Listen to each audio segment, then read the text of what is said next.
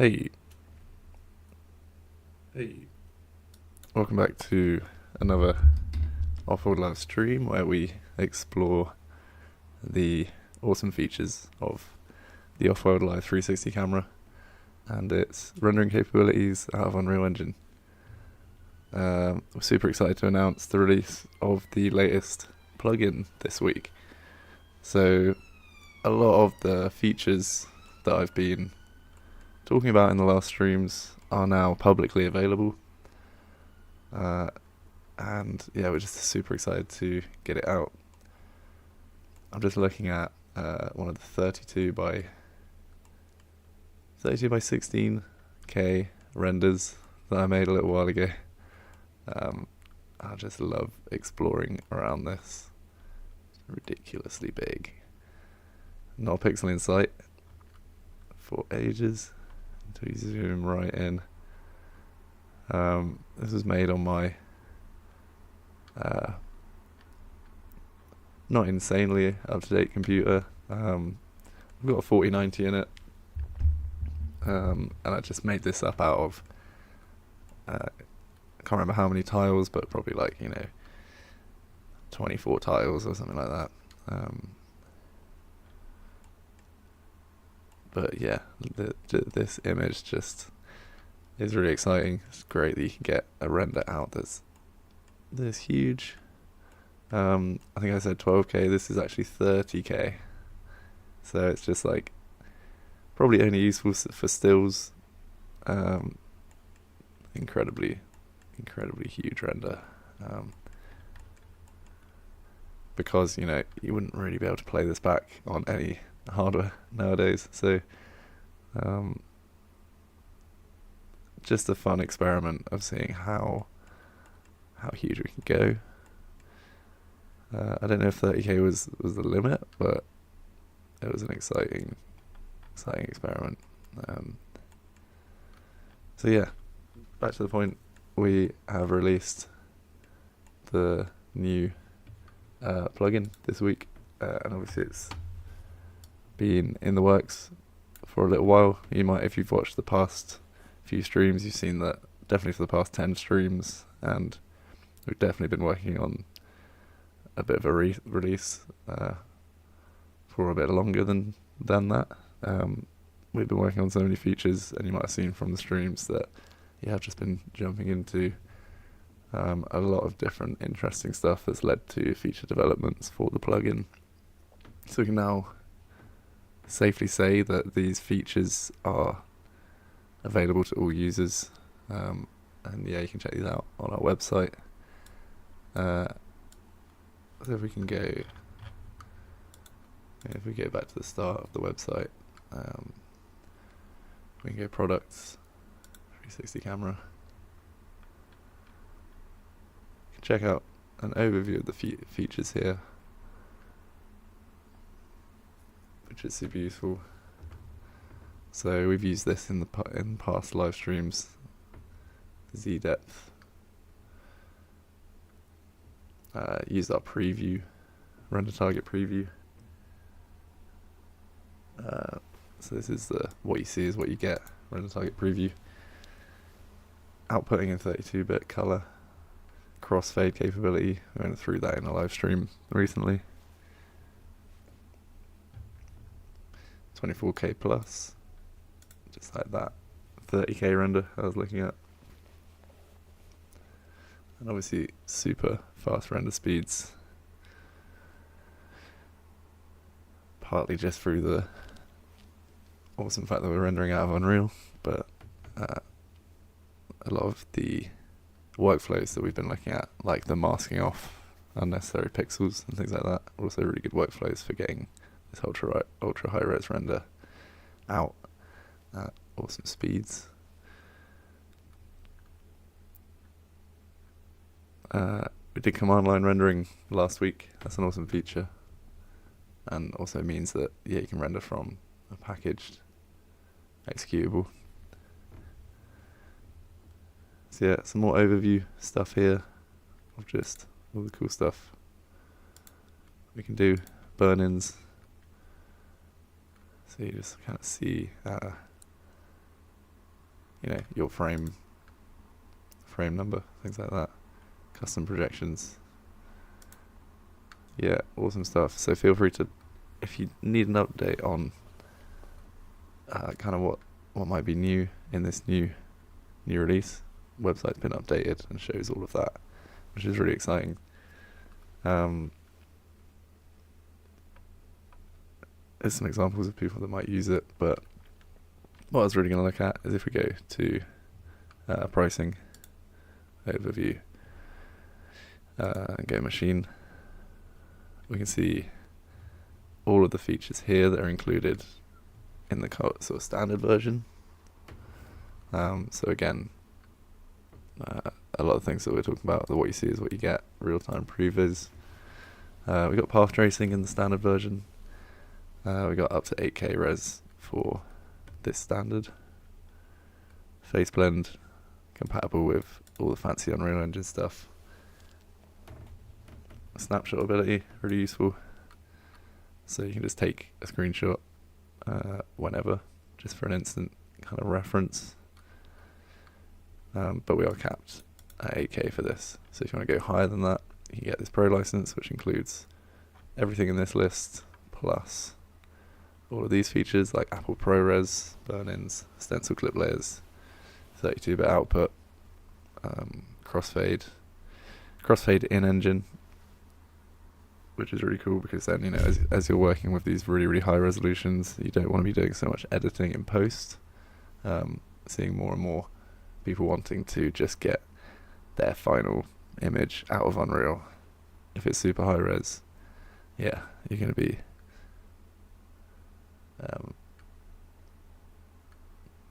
saving a lot of time if you don't need to do any editing in post. Render hooks. Face orientation. This is a new one that we've just snuck into this past release. This is really cool, so we could look at that in a future stream, but kind of looked at it a little bit previously.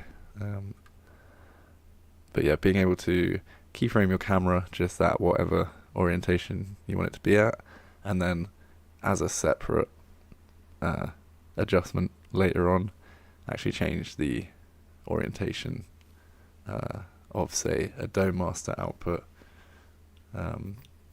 irrespective of the original rotation of the camera. So this is really good for exporting for different venues.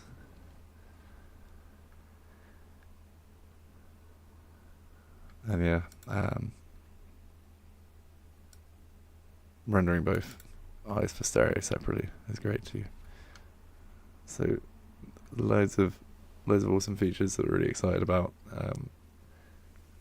Awesome to get this release out, and I just thought it's kind of quite a cool time to recap. Think about where these streams are going to go now that we've got this release out of the way. And yeah, I want to continue to just explore the uses of the camera, really. We've got a lot of useful tips in the past streams, but this is super backed up with our documentation as well. So if you had to go to our website and just search sort of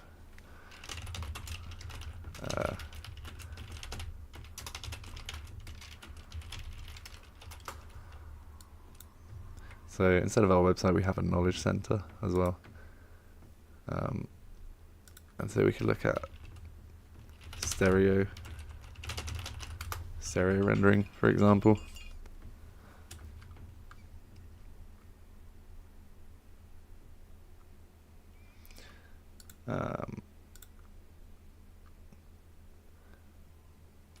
So we have live streaming, stereoscopic.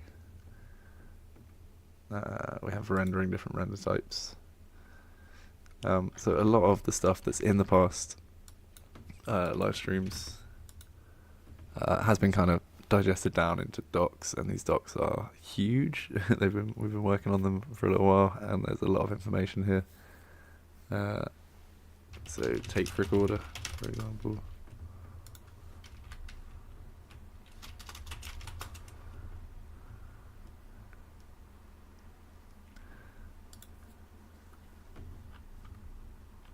yeah, can totally be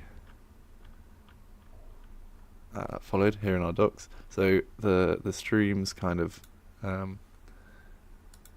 want to keep them explorative. It's where I want to kind of push the boundaries, poke at the boundaries of where these kind of workflows and techniques can go. Find out what the camera's capable of. It's interesting how some of these sessions might turn out to be kind of exploring artistic things, because you kind of need a artistic goal in order to figure out where the boundaries are, figure out what to explore next. But then from these kind of little artistic missions, these kind of briefs, you might come across some technical challenges. I mean, that's what I really like about this field, is that it's kind of this artistic slash technical pursuit, you know. So I'm just going to continue to make experiments, explore some of these technical challenges that might come up, create cool images, but then use that as a route to problem solving and seeing where this immersive media can go, really. I guess looking forward, I'd love to look at more examples of creative uses of the 360 camera. So it'd be awesome to hear what any of you think about what you'd like to see, what you think is possible, what you think is interesting as a challenge for 360 rendering in Unreal, or just ultra high res rendering in Unreal even. Any new plugins that are interesting to look at, anything that you would like to see, is it possible? I'd love to hear any of that in the comments, or jumping into our Discord and joining the discussion there. So I quite often just look at what people are talking about in our Discord and try to figure it out, try to use it as a route to, you know, just pushing the limitations of this camera a bit further. But yeah, I love how you just can't see any pixels. I feel like there's some kind of smudginess here, which is interesting. I think it might be at a seam somewhere. It's interesting. I might see if I can... It's an interesting technical challenge here. Do I try some more super high-res renders and see what we can do about that?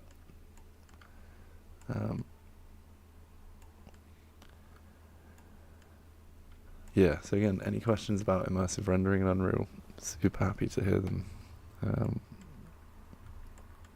Any comments, or feel free to join the Discord. So there's things just like any technical thing. Like I've kind of got this scene where I was testing some motion blur. I just grabbed a mesh from I just searched meshes just in here, you know. Just found that you've got all the kind of gizmos, all of these meshes. And I just thought, you know, like, it's quite cool having a sphere around here. It could make for some cool sort of dome visuals. And what happens if this starts spinning really fast or flashing really fast? You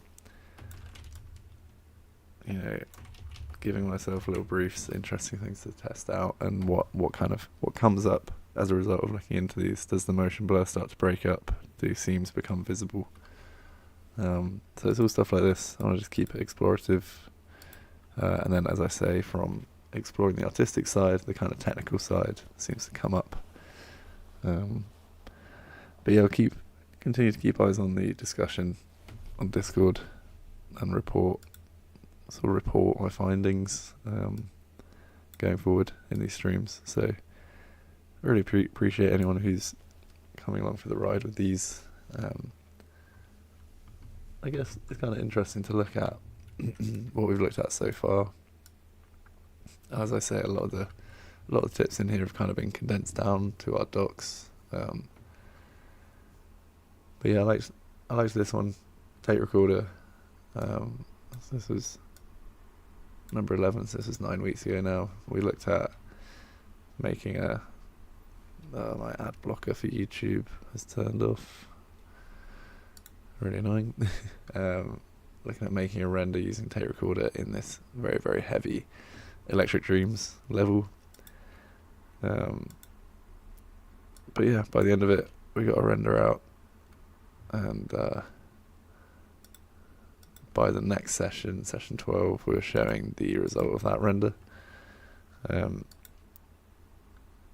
really liked this technique because it just it's just awesome having the render target for scouting 360 shots. And yeah, you can get out some pretty awesome shots pretty quickly. That kind of led on to using drones. I went down this rabbit hole of using drone plugins. It was kind of like the FPV drone kind of thing. Found some awesome FPV drone plugins,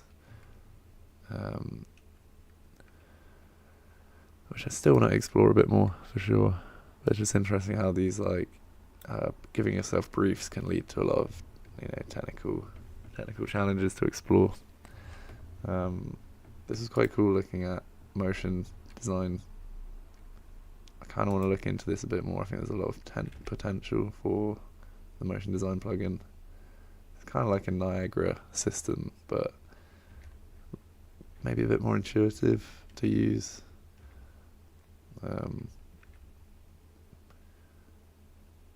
Some really interesting stuff there for making, nebulas or particle systems or just visuals. So I might look a bit more into motion design, see if I can find anything where the kind of 360 side of it becomes a challenge. But yeah, I love the satisfaction of using this stuff in real time. I guess the motion design stuff kind of led me onto particle systems. This is quite interesting because it was started off as what's the best way to render particles without having them kind of disappear off the edges. We kind of found the best settings for that, so that's totally in the docs as well now.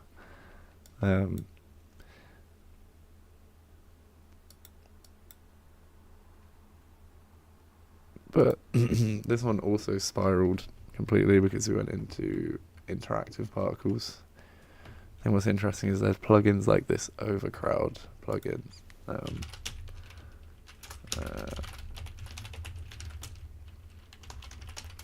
where the particles are metahumans themselves. So that sounds like it could get very techy with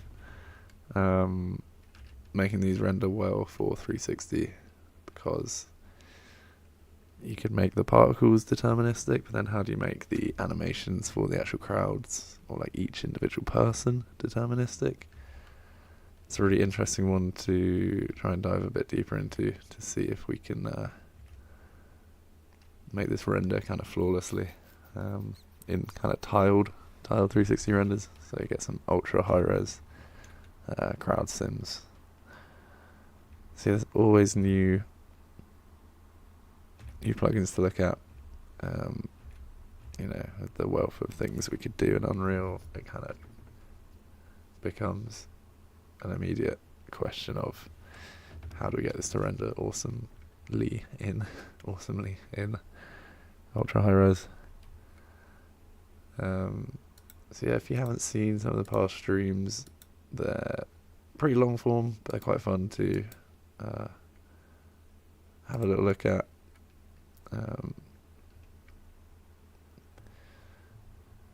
And yeah, I'll be continuing to just kind of explore in these sessions, poke at the boundaries of what we can do with this 360 renderer. Maybe make some more of these. I love showing people this and just sort of zooming in on it, being like, yeah, still no pixels, just about seeing some pixels there. But yeah, from here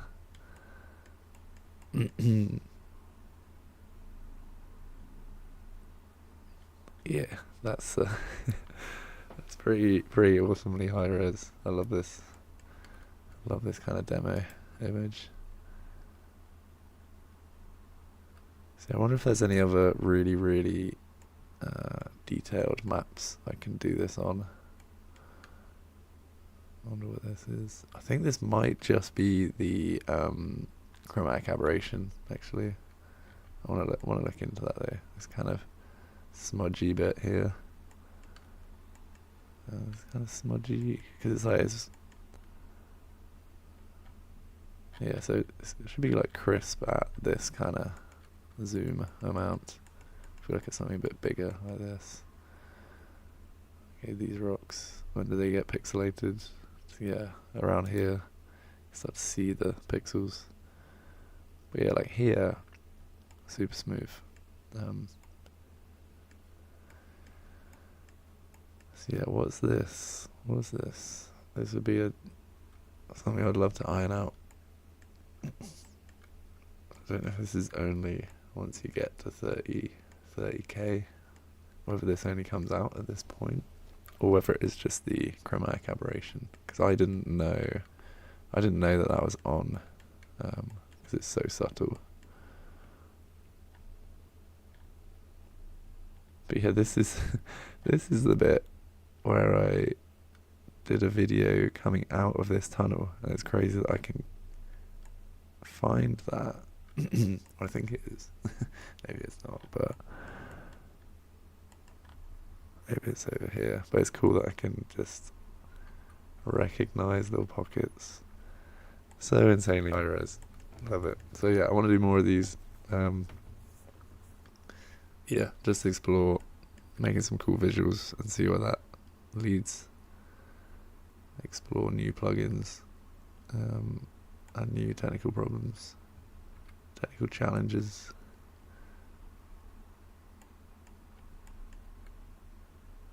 So yeah, once again, super excited to release the update.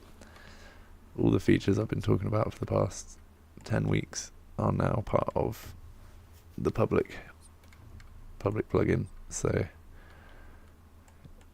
check it out if you're in that field. And yeah,